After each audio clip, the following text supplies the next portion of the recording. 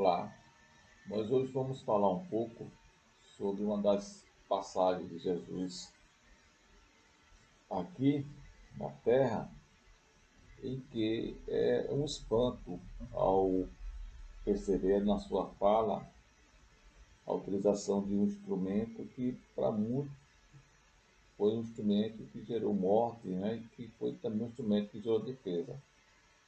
No passado nós sabemos que quando os povos queriam defender a sua área, eles partiam para a guerra, partiam para a luta, e geralmente eles não tinham essas armas que hoje se possuem na modernidade, né? As armas eram mais, digamos, primitivas para a nossa época, mas para aquela época já eram armas bastante avançadas, como por exemplo as espadas. E as espadas elas eram forjadas de tal maneira que davam uma certa honra, um certo prazer a todo guerreiro que iria para a luta defender a sua região, defender ali a sua terra, defender a sua família, defender seu país. E nós temos inúmeros filmes que tratam desse contexto, que mostram essa batalha, esse conflito aí. E Jesus vai se utilizar em determinado momento dessa simbologia, né, ou eu poderia dizer desse simbolismo, para poder trazer a espada sobre uma outra perspectiva, né? Um outro momento. Então, a espada simbólica, que é trazida no livro que nós estamos trabalhando, Caminho, Verdade e Vida, capítulo 104, e que Mateus ele vai trazer a seguinte afirmação, dita por Jesus segundo o próprio Mateus. Vai dizer o seguinte: não cuideis que vim trazer a paz à terra, não vim trazer a paz, mas a espada. Na própria frase de Jesus, já nos parece que existe uma contradição, né?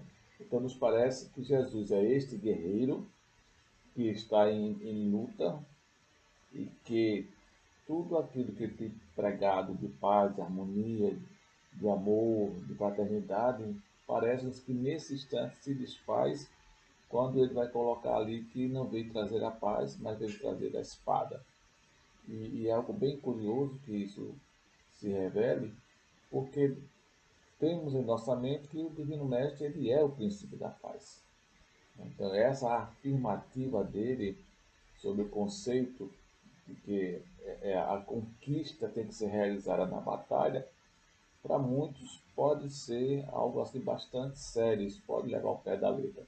Mas vamos tentar aqui, a partir do nosso entendimento, tentar entender o que Jesus falava, até porque sabemos que Jesus falava muito por parábolas, falava muito de forma figurativa.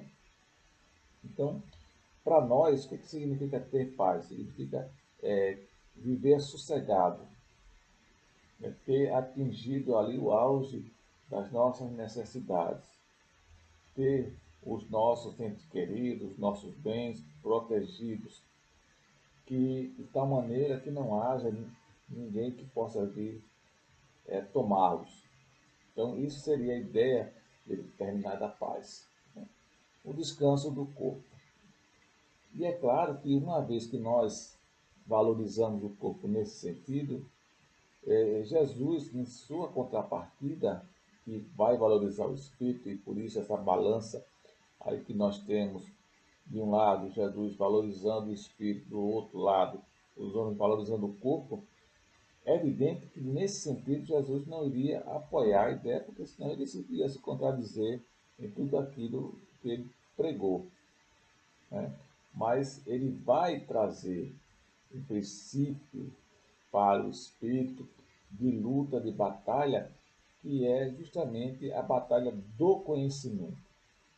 Essa batalha do conhecimento, ela simbolicamente vai representar uma espada que vai cortar a ignorância e vai tirar do homem a condição de permanecer escravo de si mesmo. Então, este conhecimento vai favorecer a criatura a instalação da sua consciência do que é em si, e do trabalho que tem que se realizar em espírito. Desta forma, podemos dizer, se assim existe, né, o bom combate. E agora me fez lembrar do bom combate, me fez lembrar da campanha do filho, né?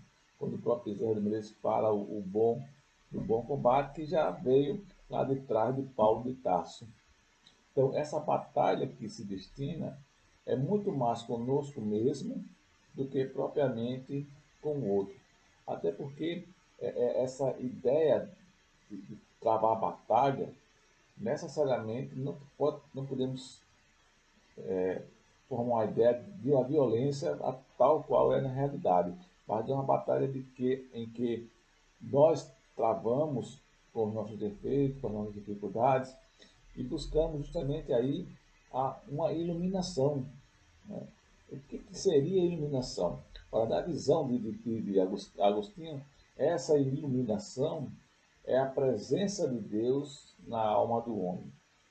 E essa presença de Deus na alma do homem só acontece se o homem, despojado das suas deficiências e dos seus defeitos, ele abrir-se, permitindo que essa luz possa ali penetrar e dar a ele essa condição de uma vida melhor. Claro que essa guerra, esse conflito, ele não é de agora, né? E como nós sabemos, e é muito mais demorado. Né? Porque uma coisa é você ter como um outro, um adversário que você vai trabalhar e que você vai ter que vencer. Isso é uma situação. A outra situação é você lutar consigo mesmo. Então, a primeira situação, você pode olhar aquele que você considera adversário uma vez na vida, possivelmente, ou quase nunca. Mas quando se trata de você mesmo, você se vê todo dia. Né? Você se vê todo dia, você se corrige todo dia, você percebe-se todo dia. Infelizmente, na maioria das vezes, quando não todas as vezes, nós somos um desconhecido para nós mesmos. Não sabemos quem somos. E esse estranho que vive dentro de mim, que muitas vezes vai de encontro aos meus pensamentos, muitas vezes vai de encontro à minha vontade, às minhas ações, ele é muito mais difícil de batalhar, muito mais difícil de trabalhar. Bem, e o que traria Jesus em relação à espada? Porque a espada ela causa dor, né? Causa sofrimento, ela tem o seu fio da navalha cortante. Então, tudo isso está onde? Não está no externo, está no interno. Então, essa espada que causa essa dor, ela é esse conflito, né? É do meu eu comigo mesmo. Esse conflito, essa batalha aí, essa guerra aí, é justamente onde está encontrando aí o destroçamento da paz. Porque todo aquele que se propõe a se reformar, a se melhorar, ele não vai ter paz nos primeiros momentos. Podemos ter certeza disso. Porque ele vai travar uma grande luta, uma das primeiras lutas que ele vai travar é o reconhecimento da necessidade de ter que mudar. E depois de muita batalha de conseguir isso, ele vai ter que travar uma outra batalha, que é começar a conseguir a mudar. E sempre naquela ideia em que os defeitos eles não devem ser eliminados como se fossem inimigos, como se deles fossem a culpa da nossa imperfeição, né? Mas devem ser trabalhados e transformados. E essa transformação ela é demorada, ela é duradoura. Né?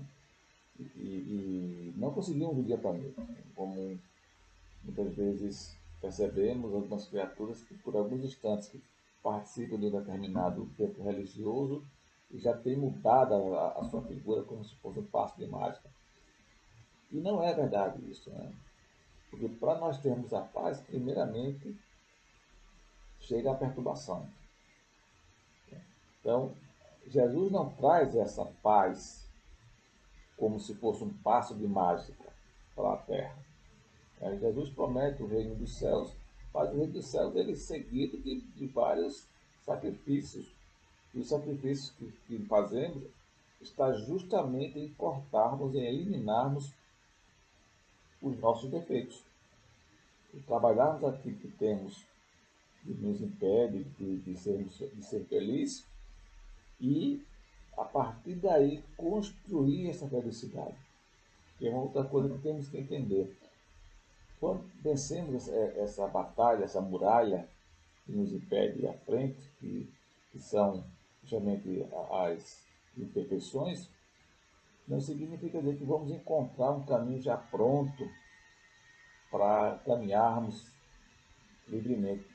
Quando na verdade eu entendo que vamos encontrar um caminho que está a ser feito por cada um. E de maneira diferente. Então eu vou construir o meu caminho, você vai construir o seu caminho, aquele vai construir o caminho dele, embora que todos nós possamos ter como meta um ponto comum, mas cada um constrói o seu caminho. E esse caminho muitas vezes não é fácil. Veja, no primeiro momento, a grande batalha que travamos é reconhecer o que somos. E quem é esse que mora dentro de mim. E depois que conseguimos vencer isso, é a construção do caminho. E essa construção do caminho, ela vai, as pedras que vão estar cobrindo o solo, serão as nossas experiências, a nossa maturidade, o nosso conhecimento. E o conhecimento ele vai ser árduo aí, porque nós vamos ter a oportunidade de negar ou afirmar determinadas situações, aceitar ou não outras situações, mas sempre lembrando que os nossos defeitos poderão ser um grande aliado nessa caminhada. Por isso que não podemos pensar nos defeitos como um inimigo que temos que eliminá-lo da vida, né?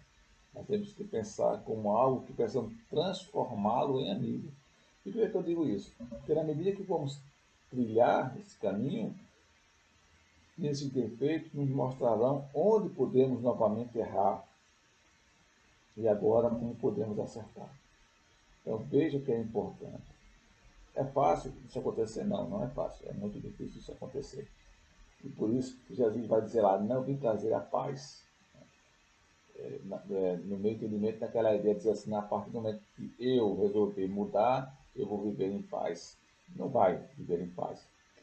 Não vai viver em paz porque a paz não se vai construir, pelo menos aqui no nosso planeta, de uma maneira pacífica. Né? É uma luta, é uma batalha.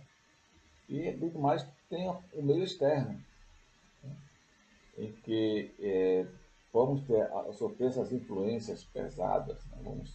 Vamos ter aí a entrada de situações indesejadas, muitas vezes sequer construídas por nós mesmos, mas por outros, e que vamos estar envolvidos. Certo? E veja que Jesus ele vai fazer essa alusão ao planeta Terra. E esse combate que Jesus iniciou contra as imperfeições e aí o resgate daqueles que desejam para o mundo espiritual, né, é renovador. Então, essa espada citada por Jesus, esse simbolismo, né, citado por Jesus, não se refere de maneira nenhuma à mesma espada que os guerreiros utilizavam para vencer as batalhas no intuito de matar o outro. Mas essa espada que aí nós temos é uma espada que tem uma leitura simbólica, que não tem derramamento de sangue nem de destruição com o outro, mas tem uma luta conosco mesmo. Então, a espada do conhecimento. Então, esse conhecimento pautado em quê? Conhecimento das máximas de Jesus, conhecimento dos princípios morais, conhecimento dos princípios éticos, conhecimento do respeito mútuo, né? conhecimento do outro como pessoa, né, do outro como aquele que também tem deficiência, conhecimento acima de tudo de si mesmo, tem que ser primordial. Se você não se conhece, você não tem como conhecer o outro, né? Às vezes eu penso que essa ideia de dizer que é mais fácil conhecer o outro do que a nós mesmos, ela é verdadeira, mas que não deve ser o caminho a ser seguido. Não temos que conhecer primeiramente o outro para depois nos conhecer. Temos que primeiro nos conhecer para depois conhecer o outro, porque fica mais fácil nos tratarmos e entendermos melhor. Então, essa paz, né, que Jesus nega é aquela paz que é entendida como se fosse achada de maneira fácil, né? E que a espada causa dor porque ela vai cortar muitos dos nossos defeitos. Tá? Então, esse foi o entendimento que eu tive sobre essa leitura, aí, a espada simbólica, que você também poderá ter uma outra leitura, você também poderá ter uma outra percepção desse contexto. Eu tentei visar mais a questão do indivíduo em si mesmo do que propriamente ele saindo de si para o meio externo, mas essa percepção eu achei interessante. Espero que você tenha gostado, espero que você também faça a sua leitura e você faça a sua reflexão sobre isso. Muita paz a você, que Jesus lhe abençoe, que dê muita luz. Obrigado.